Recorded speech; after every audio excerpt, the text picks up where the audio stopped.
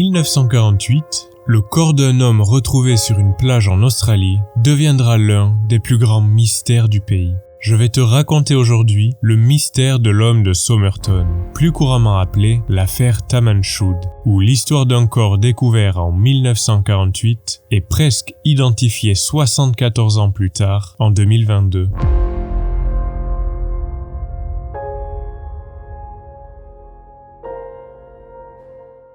Nous sommes le soir du 30 novembre 1948, sur la plage de Somerton à Adélaïde, en Australie.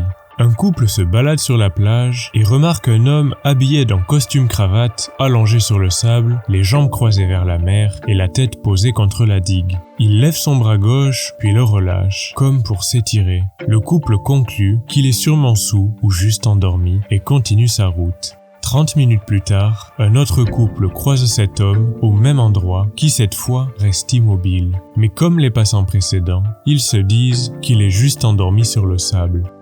Le lendemain matin, à 6h30, deux hommes font une promenade à cheval et croisent cet inconnu, toujours allongé sur le sable. Intrigués, ils s'approchent en le croyant simplement endormi, mais vont vite comprendre qu'en réalité, il est mort. Ils appellent la police, qui arrive rapidement sur les lieux, et c'est ainsi que va commencer 75 ans d'enquête pour tenter de trouver l'identité de celui que l'on appelle alors l'homme de Somerton.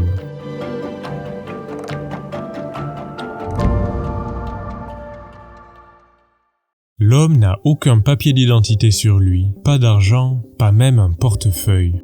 Il n'y a aucune trace de lutte ou d'agression et ne présente aucune blessure. On retrouve derrière son oreille une cigarette, ainsi qu'une autre à moitié consumée posée sur le col de son manteau, comme si elle était tombée pendant qu'il la fumait. Ses vêtements sont en parfait état, à l'exception de son pantalon, dont une des poches a été recousue avec un tissu orange. Et toutes les étiquettes de ses habits ont été soigneusement découpées. On trouve dans ses poches un ticket de train non utilisé partant d'Adélaïde jusqu'à une plage non loin de Somerton. Également, un ticket de bus déjà utilisé qui part d'Adélaïde menant à 1 km de l'endroit où on a découvert le corps.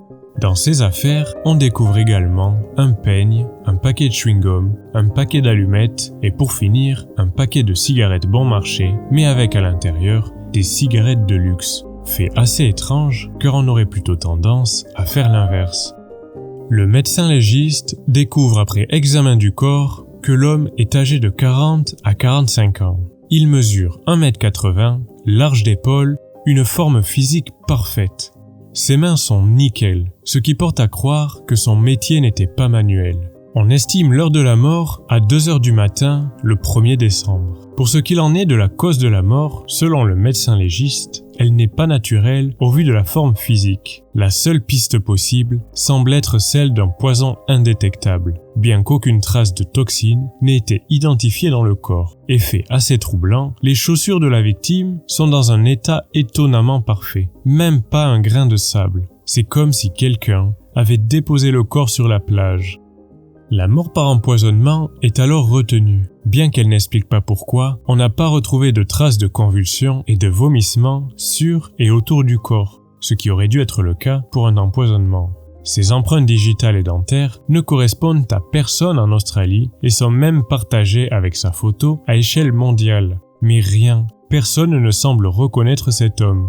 Et comme personne n'a pu l'identifier, le corps est embaumé, ce qui permet de le conserver en bon état, le temps de pouvoir l'identifier.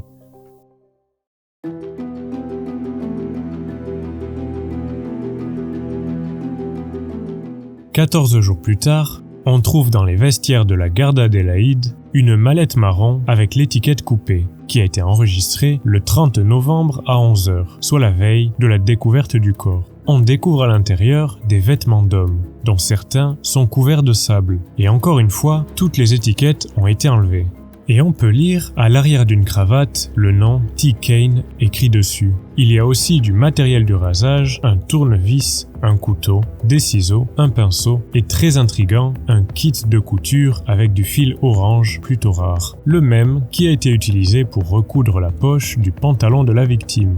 Le lien entre cette valise et l'homme de Somerton semble évident. Le nom T. Kane devient alors la piste à suivre, mais pourtant, elle ne mènera à rien.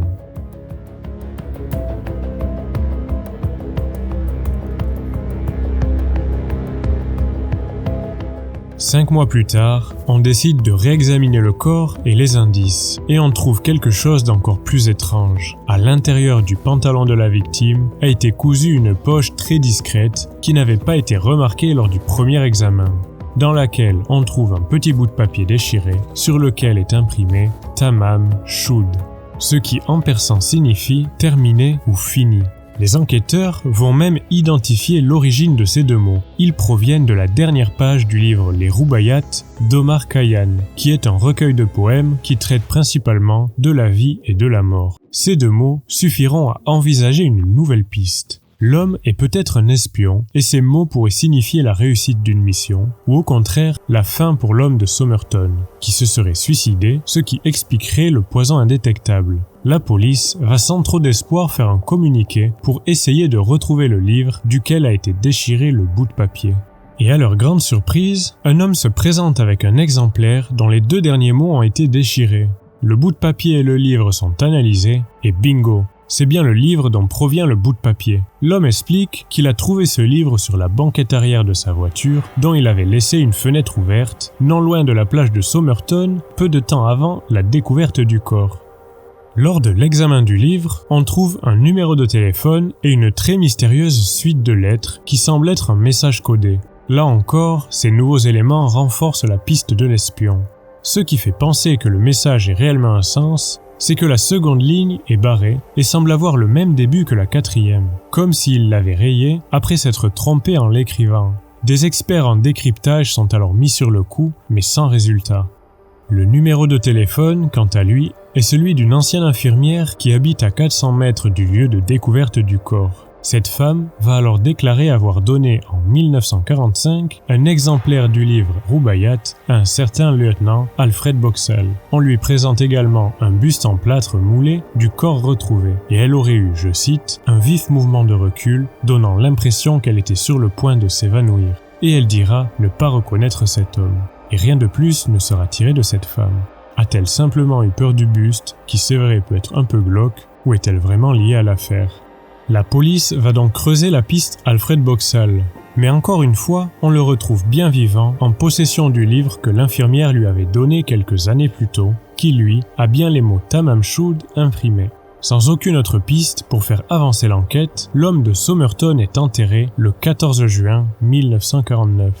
Comme on ne connaît pas son identité, on écrit sur sa pierre tombale « Ici repose un homme inconnu qui a été trouvé sur la plage de Somerton le 1er décembre 1948. » On dirait vraiment une partie de Cluedo sans fin. Un homme en costume est retrouvé mort sur une plage, sans aucune trace ni de lutte, ni de poison, ni de cause naturelle. On retrouve dans son pantalon une petite poche secrète avec à l'intérieur les mots « Tamam Shud » inscrits dessus. On retrouve le livre d'origine dans lequel a été déchiré le bout de papier en question, livre qui contient un code indéchiffrable et un numéro de téléphone qui appartient à une infirmière qui, elle, a donné un exemplaire du même livre à un autre homme qui, lui, est retrouvé en possession du livre en bon état et l'infirmière affirme ne pas connaître l'homme mystère. Dès que l'on trouve une nouvelle piste, des dizaines de nouveaux mystères apparaissent.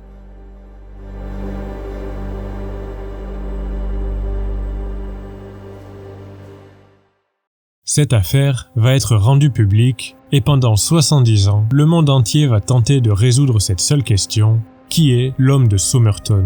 Beaucoup vont essayer de déchiffrer le code, à commencer par les services secrets militaires de nombreux pays, des mathématiciens, des astrologues ou juste des amateurs, mais encore une fois, rien de concluant.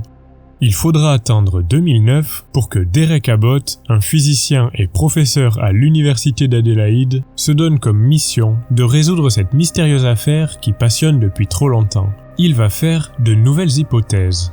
D'après lui, le poison aurait pu être contenu dans les cigarettes, ce qui expliquerait la différence de marque du paquet et de son contenant.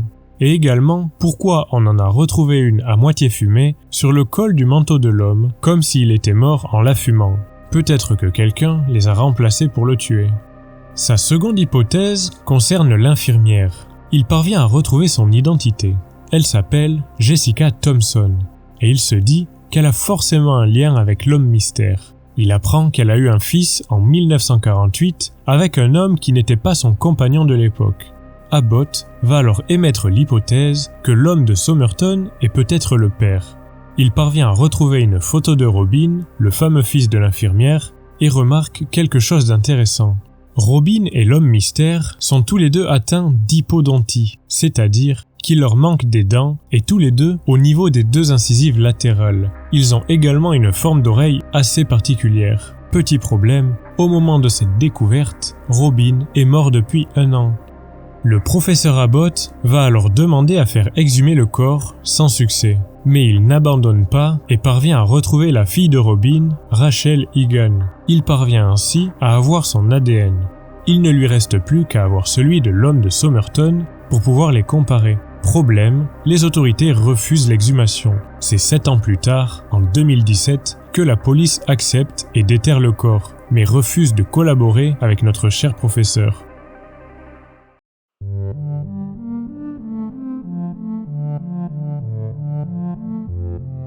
Mais une fois de plus, Abbott ne se décourage pas. Il finit par retrouver le moulage du visage qui avait été fait en 1948 et y trouve, comme il l'avait espéré, des cheveux. Et grâce à l'ADN, et avec l'aide de la généalogiste et scientifique médico-légale Colleen Fitzpatrick, il parvient à reconstituer l'arbre généalogique de Rachel Egan. Et après 74 ans de mystère, il va finir par retrouver l'identité potentielle de l'homme de Somerton. Il s'agirait de Carl Webb, un homme né en 1905 à Melbourne en Australie et marié à une certaine Dorothy Robertson. Il aurait divorcé et Abbott pense que Carl Webb serait venu à Adélaïde pour la voir et qu'il se serait lui-même empoisonné sur cette plage après avoir eu une aventure avec Jessica Thompson qui à ce moment-là avait un mari, ce qui expliquerait le comportement de l'infirmière lors de la découverte du moulage. Toujours selon Abbott, Carl Webb était un adepte de course de chevaux et le message codé serait simplement des notes correspondant au numéro d'un cheval. De plus, il aurait de son vivant été attiré par la poésie et en aurait même écrit lui-même, ce qui justifierait le Tamam Shud et le livre Rubaiyat. Bien que très probable, ces hypothèses et cette identification n'ont pas été validées par la police australienne qui à l'heure actuelle travaille encore à l'identification de l'homme de Somerton et l'affaire est donc encore ouverte. Ce qui veut dire qu'à tout moment, cette conclusion peut changer. Bref, 74 ans après sa découverte et avec tous les moyens actuels, on n'a toujours pas élucidé ce mystère. Et même si on retrouve avec certitude son identité, les conséquences de sa mort sera sûrement la plus grande énigme de cette affaire. Alors, espion assassiné ou suicide, on ne saura peut-être jamais. Voilà pour l'histoire d'un homme mort il y a 75 ans et dont l'identité reste encore aujourd'hui un mystère, bien que l'on semble très proche de la découvrir. J'espère que cette vidéo t'a plu. Si c'est le cas et que tu aimes ce style de contenu, n'hésite pas à t'abonner. Quant à moi, je te dis à très bientôt pour une prochaine histoire.